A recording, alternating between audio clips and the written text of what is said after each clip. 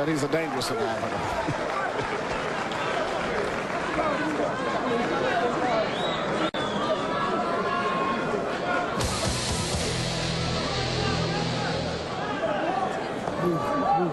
Another one, deep, in, deep, in, do your nose.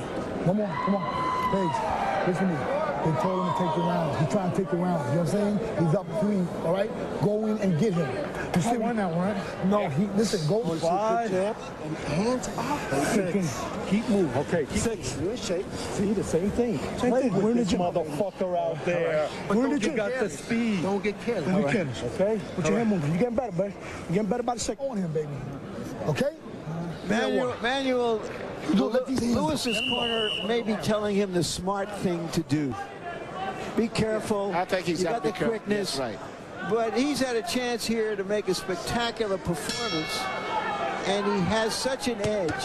Why hold him back? Well, I think at this point in time, for whatever reason, he seems to be boxing, but he's not that effective when he's boxing. I think when he's power punching, he's more effective. Pretty effective with a little shoulder blockage there. Well, it's amazing that he's actually been able to physically handle Page a lot simply because of the fact called balance. Page's balance is so much worse, and he walks on his heels, whereas Lewis punches primarily from the ball of his feet, which gives him a tremendous advantage balance-wise and physically makes him look a lot stronger. Manny, we always talk about ring rust when a fighter's been off as long as Page. Now, he says he sparred 150 rounds coming into the fight, but he doesn't look as comfortable in there as he's looked in his good performances.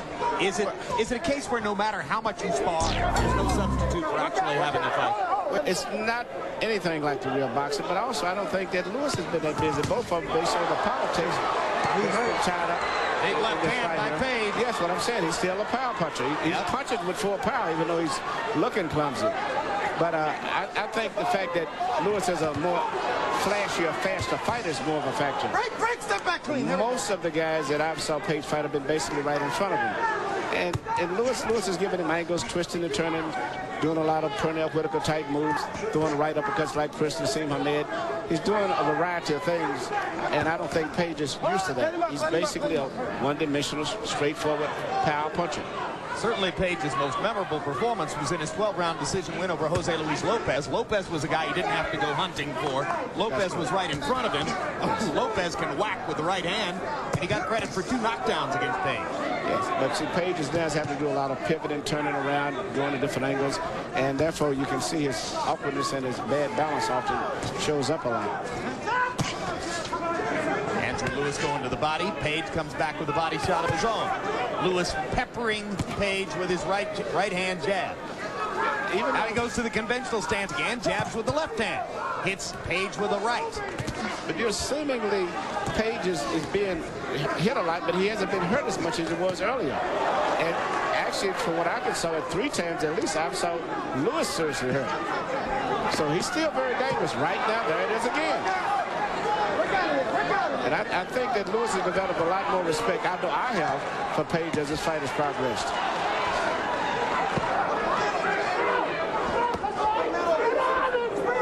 Page tactically outgunned early, showing heart. Tremendous right hook, right uppercut. Lewis again with the right uppercut. See, the thing with, although Lewis was blocking all those punches, he was in such a position that it was very easy for him to come back with a counter punch. Right hook for Lewis out of the southpaw. Comes back with a straight left hand. A terrific last 30 seconds of the round for Andrew Six-Heads Lewis, who continues to pile up points on the scorecard against James Page. Still to come, 126-pound main event, Guti Espadas, the only natural-born son of a boxing champion ever to himself win a championship. Imagine that stat. In the whole history of the sport, he's the only natural-born son of a titleist ever to have himself won a title. And especially in today's time when it seems like every father has got his son boxing. It's amazing. Listen, when he throws his right, he's looking to throw his hook. Here's that Page left hand. That's his money punch, but he's landed it 3 or 4 times square on Lewis. Lewis might have blinked a little bit, but he kept on coming. I like that combo. Right hook, right uppercut. He's got a lot of weapons. against one weapon. Power punches through 5. Lewis 128 out of 250, 51 for Page, 49 out of 188. Page still looking to land the one big punch. Lewis still pitching a shutout on the Letterman scorecard. Round 6 arrives. Well, both guys have shown that they can take a good punch. And I think both guys have shown that they want to win this fight badly also. Andrew Lewis told us yesterday, I'm hungry, I'm deadly. You know what I mean? We said, yes, we know what you mean. He said, you know what I mean? I said, yes, we know what you mean. And if you notice how quickly he pumps that jab, that's how quickly his tongue goes as well. Unbelievable. Talks faster than Kevin Kelly. Yeah. I didn't think it was possible. Well, it's possible. We know that now. From Georgetown, Guyana. Guyana is a little country on the northeast corner of South America.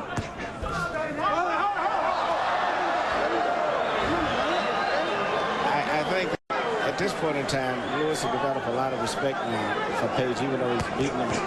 And he's right now a little bit more cautious to some degree himself. Rolls Page into the ropes and sets him up for a sucker right hand. Just missed the clean shot that might have put Page in big trouble once again.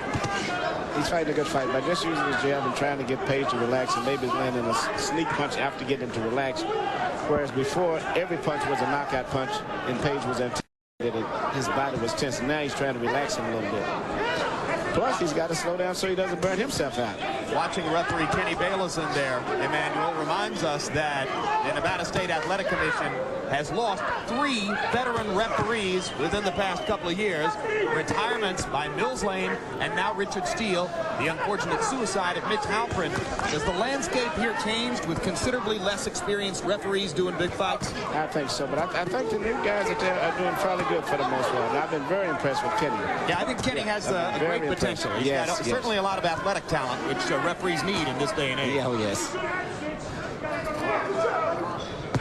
And this has turned out to be a good fight, and he's let it be a good fight too, but not coming in excessively interfering with the fighters. Lewis still banging away. Page still taking many more punches than he's able to land. Page still waiting and trying to land one big shot. And Page still dangerous. Definitely. I think he's more dangerous theoretically than actually, Emmanuel. Well, it seems like he's become very sloppy, but for whatever reason, he seemingly hasn't been hurt that much lately. Left eye beginning to swell just a little bit on James Page. Here's a look at the current state of this division in some of the big matchups. Shane Mosley is fighting Shannon Taylor, an undefeated Australian. Next month, we are watching Lewis versus Page for one version of the title. And Vernon Forrest is still scheduled to fight Lewis's countryman, Raul Frank, for another version of the title. We haven't included Oscar De La Hoya's fight against Arturo Gatti in this picture because De La Hoya has already stated that that will be his last fight as a welterweight, moving up to junior middleweight. I want you to box. Hands up. Box, right? Go back to your corner. This is a situation where Lewis threw Page into the ropes and then tried to knock him over the ropes with the right hand, and the blow glanced rather than to land solidly. Harold, how do you have it through 6? Okay, Jim, I still got to try to 6-0, 60-53. Andrew 6 heads Lewis. You got to give him that extra point in round 2 for the knockdown. He's so far he's winning it in the last 3 rounds with that right jab and the combinations there, right jab, you know, straight left hand. And James Page is just not moving his hands, not throwing any punches. You can't win a fight unless you land a punch. James Page is just not punching enough. Andrew Lewis winning it on clean punching. Andrew, even when he's jabbing, there's no real power in his jab. His glove is not even closed, but it's just enough to try to keep that. Once again, that's a balance factor in the footwork. It just makes him look physically so much stronger because of the better balance that he has. But he's still setting him up, hopefully, for a big solid punch. The jabs are what we call just solid and probing type jabs. No power there.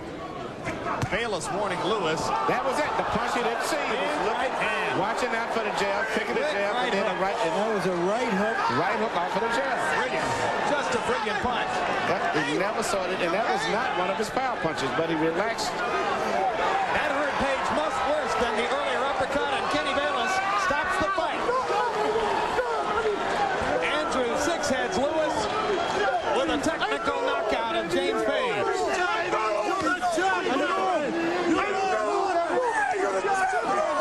Well, the punch you don't see, right? The punch you don't see is the one that hurts you. He was so preoccupied with that little pawing jab, and all of a sudden, it was an explosion on the left side of his head that he never even knew about. From the same hand that was doing the jabbing. Six-Heads has impressive punching power. And I thought he fought a good fight. He made great adjustments once he realized that Page was able to absorb his punches.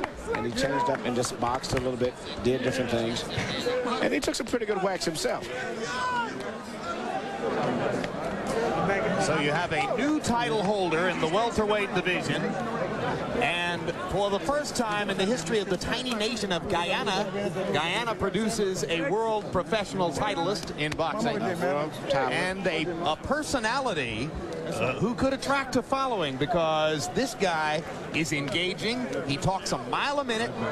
He's an unusual dude, to say the least. I mean, the nickname enough. The nickname alone, Six-Heads Lewis. It's like 6 mouths speaking at the same time, too. It's unbelievable. I've heard a lot of people speak fast. Kelly, my daughter Savette, speaks very fast. And you speak pretty fast sometimes when we're not on camera. But compared to this man, you're a slow motion. Right. Watch the right hook again, Emmanuel. Perfect land, right on the temple. And the punch he didn't see once again. I mean, he was preoccupied with trying to be able to that paw and jab. And of course, the accumulation of punishment from the early rounds also a factor. Yes, it was. You know, but still, both guys was really determined. And I think that right now in Lewis, we have a strong contender right now in that weight mix-up that's right there with Shane Mosley. Look at him straight in the eye, and it's a serious challenge. Let me ask you something. Larry pointed out that Oscar De La Hoya prepares to move up to 154 pounds as you look at the new titleist celebrating in the ring. If Mosley's staying at 147, if Trinidad's going up to 160 to fight middleweights, why is De La Hoya going to 154? What business is he looking for there? You know, a lot of things that Oscar do, we can't understand, but maybe he is having trouble making the weight. But regardless of what weight they're going into, all of these new champions are quality champions. Morales, much better known. Espadas 1 inch taller, and Morales is rangier, certainly